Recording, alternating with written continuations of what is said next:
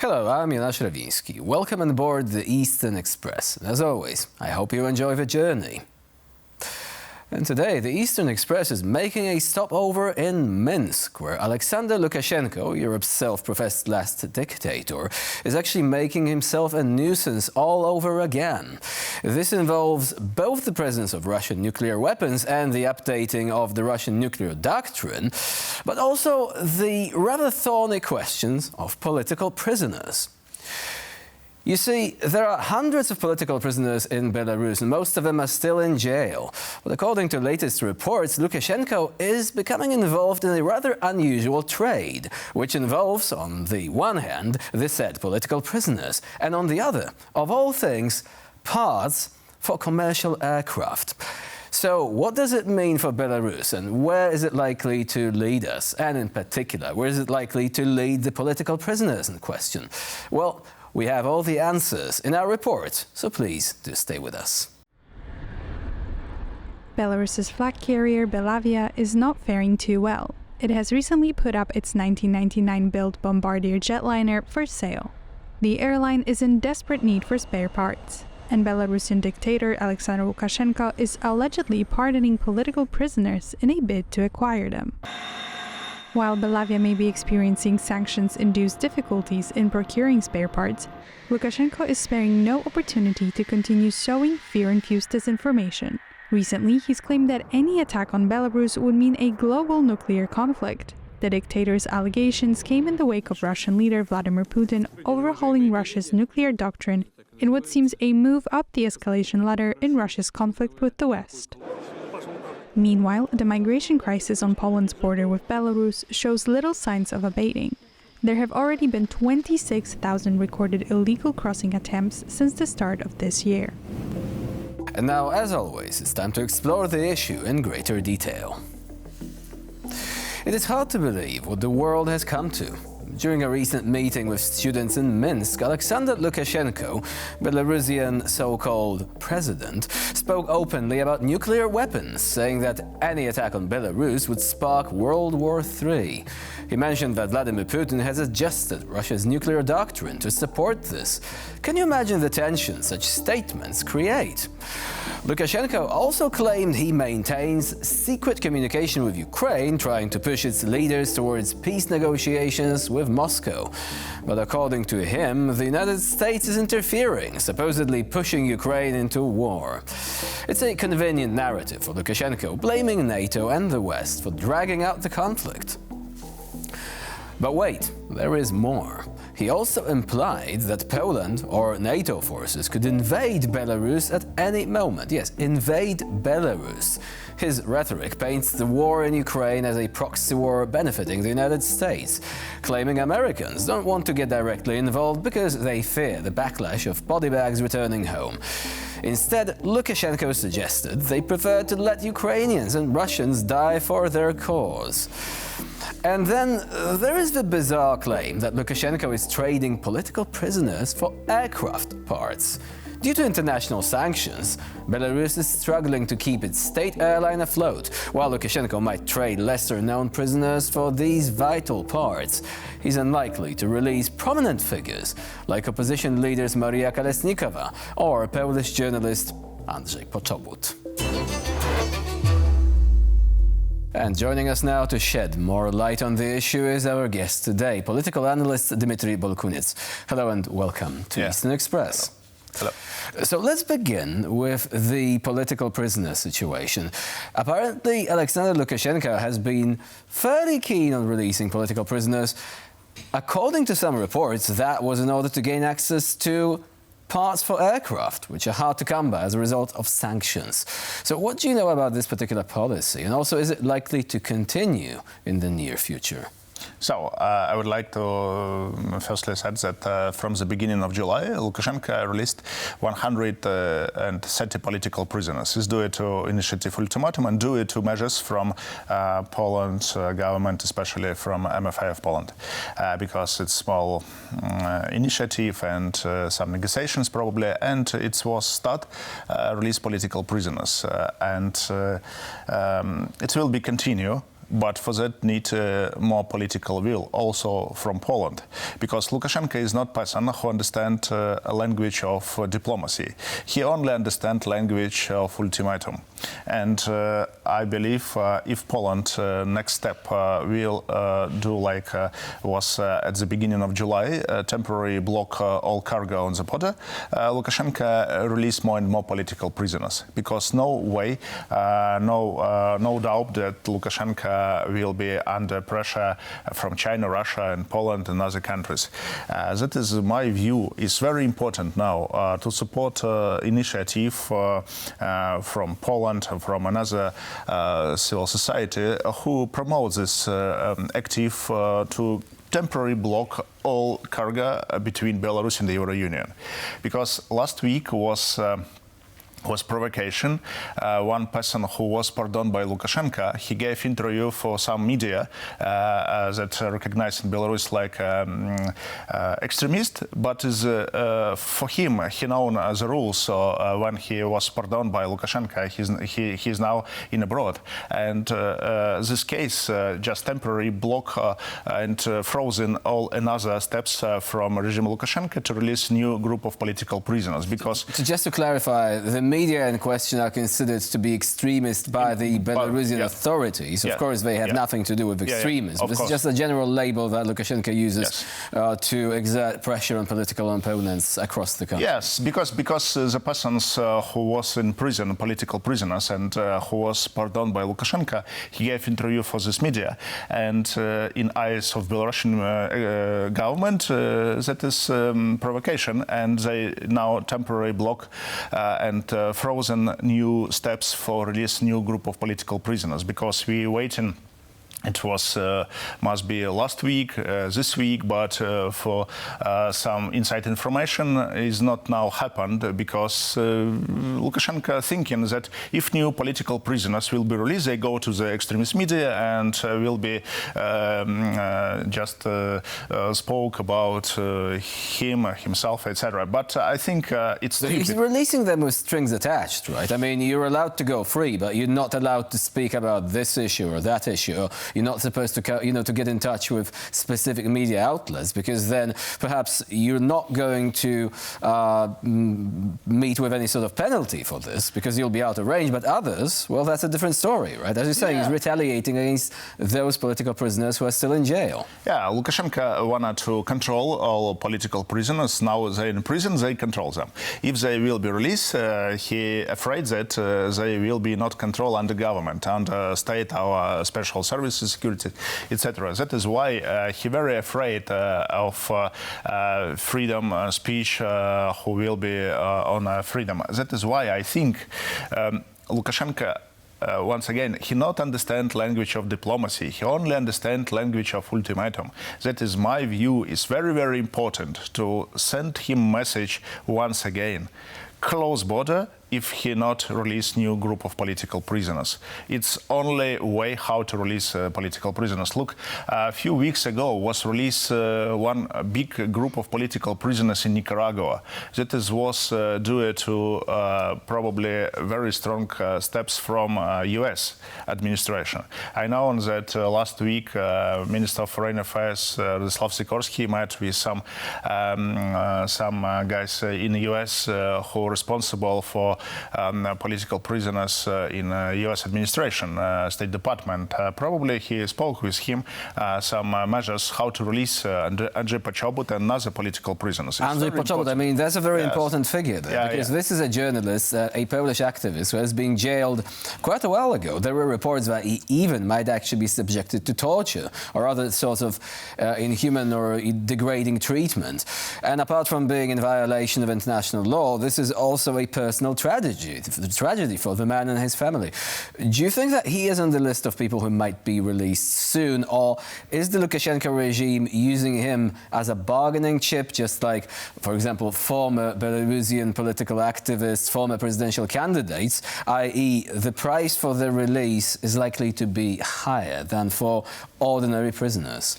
Yeah, they're not ordinary prisoners, and Lukashenko using these famous persons who are in a prison now for probably for his opportunity to start some dialogue with West or some receive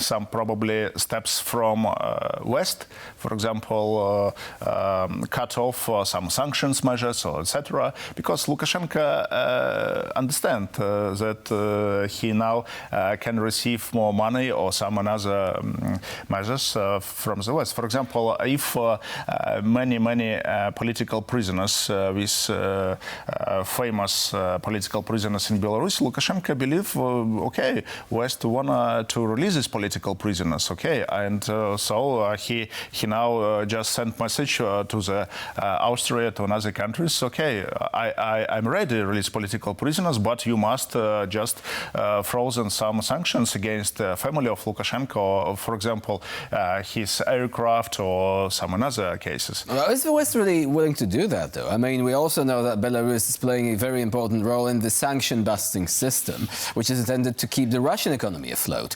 So he's not probably going to tell Putin, sorry, no more sanctions busting, we're going to play fair now, we're going to be joining forces with the European Union. I mean, this is not going to happen. So there are two different vectors. I mean, the desire to get rid of sanctions busting is one thing, but also we have the West, especially countries like Poland, hoping to have those prisoners released.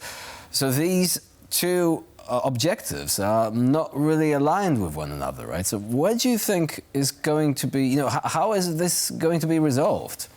So I think it will be not good. I think it will be a stupid idea when for example, West now continue or start the dialogue with Lukashenko for some negotiation between Lukashenko and West and release political prisoners and just collapse sanctions or cut off. Still hosting Russian nuclear weapons. Yeah, because it's not good. Because one real measure how to stop release and how to stop repression and release political prisoners and to press Lukashenko using ultimatum, using cargo. Because it's a very important case of China. China very, very important now for Lukashenko as a partner. And now it's very interesting period in near probably next 2 months in Belarus will start new presidential campaign because probably Lukashenko will planning to organize presidential elections at the end of February next year.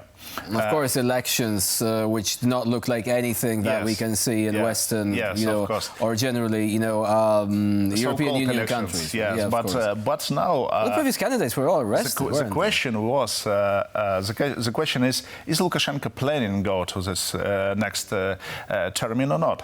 Because he haven't released, he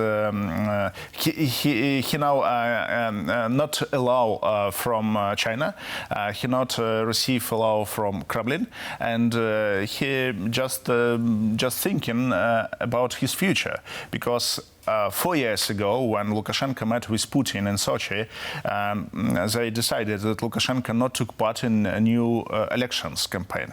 And 4 years later, Lukashenko thinking that he's a very important person in Belarus for Putin, for West, for Ukraine, for China. He thinks so.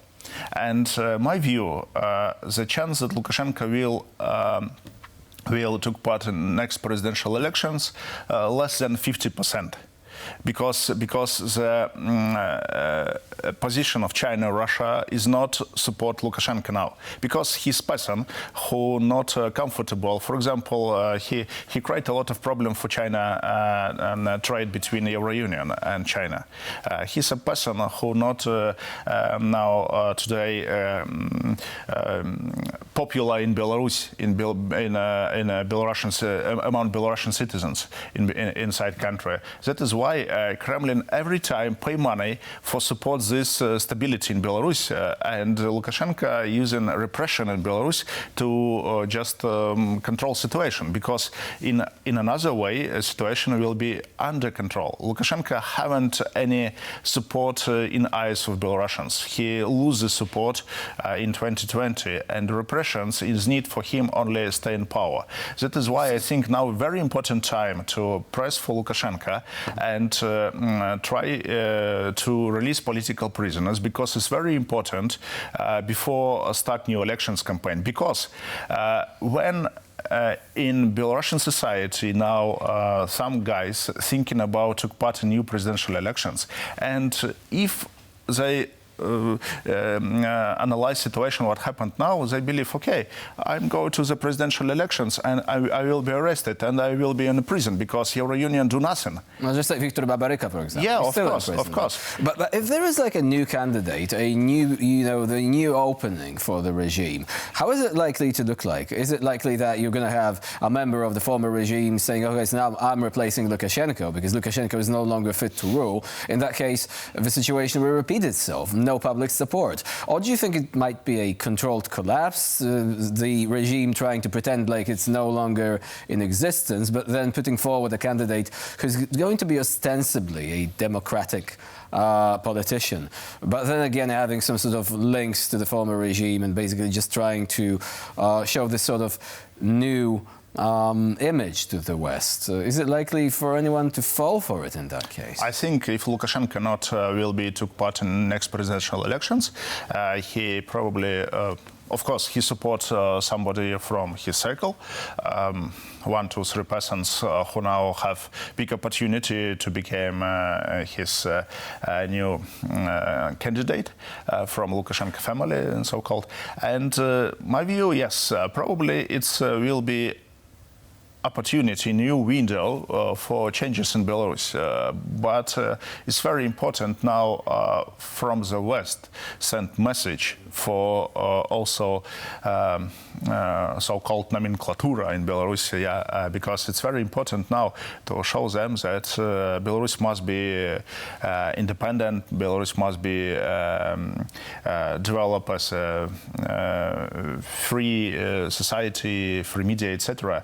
And it's very, very important now to send very strong message for regime Lukashenko, for his family, that if he not release political prisoners, the Euro-Union must be do very strong measures against his family, his trade, his money in some countries like Qatar or Dubai, where he just saved his money, because he now as a king in Belarus. He not care about sanctions. His family not care about sanctions. Family of Lukashenko travel around the world. They have a lot of money, and Lukashenko sometimes laughed about a situation when Euro-Union continue trade with Russia using some proxy countries like Belarus, Kyrgyzstan, Kazakhstan, Armenia, Georgia. But the problem of sanctions dodging. And all of these goods using Belarus territory through the Russia, because I think it's very, very important to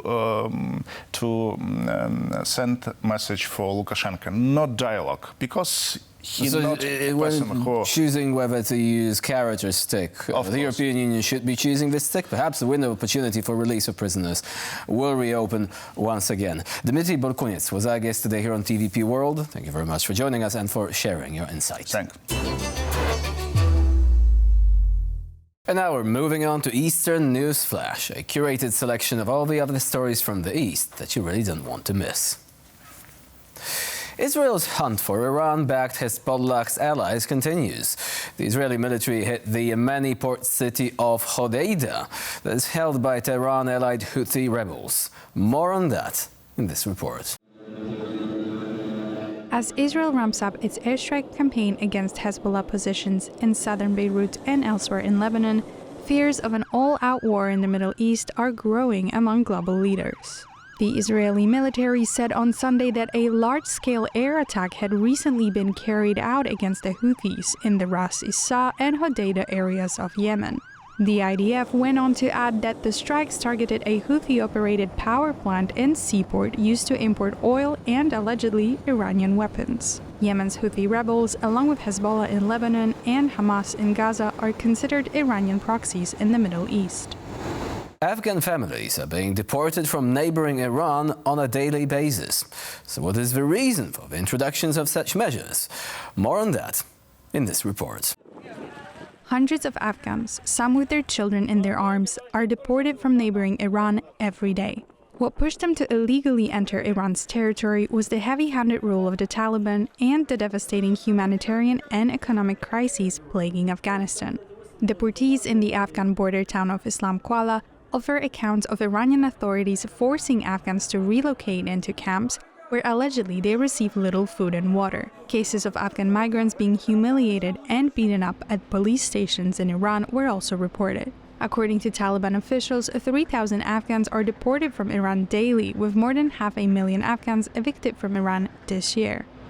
Montenegrin snap elections are over, with the influential opposition Democratic Party of Socialists, the DPS, winning in the country's capital of Podgorica. What does it spell for the future of Montenegrin politics? Find out more in this report. Ousted from national power in 2020 after 3 decades of uninterrupted rule, the Democratic Party of Socialists won a snap local election in the capital, Podgorica, on Sunday. The victory was followed by an immediate call on the country's government to resign. Although victorious, the DPS won 19 of 59 seats in the Podgorica assembly, coming within a whisker of the majority it would need to govern single-handedly. The snap vote was triggered by a rift in Montenegro's ruling Europe Now, which saw the country's president, Jakub Milatovic, leave the party in February. Ukrainian President Vladimir Zelensky on Sunday marked the 83rd anniversary of a mass killing, mainly of Jews, in Nazi-occupied Kyiv. On Sunday, President Zelensky marked the 83rd anniversary of a mass killing, mainly of Jews, in Nazi-occupied Kyiv. Nearly 34,000 Jewish men, women, and children were killed by Nazi forces in late September 1941 at a wooded ravine of Babyn Yar. The executed individuals were taken out of the Ukrainian capital occupied by the Nazi Germany. Thousands more were killed at Babyn Yar in the following 2 years, with most of the victims being Jews, but also Roma, non-Jewish Ukrainians, Poles, and Russians. Most of Zelensky's grandfather's family was killed during World War II.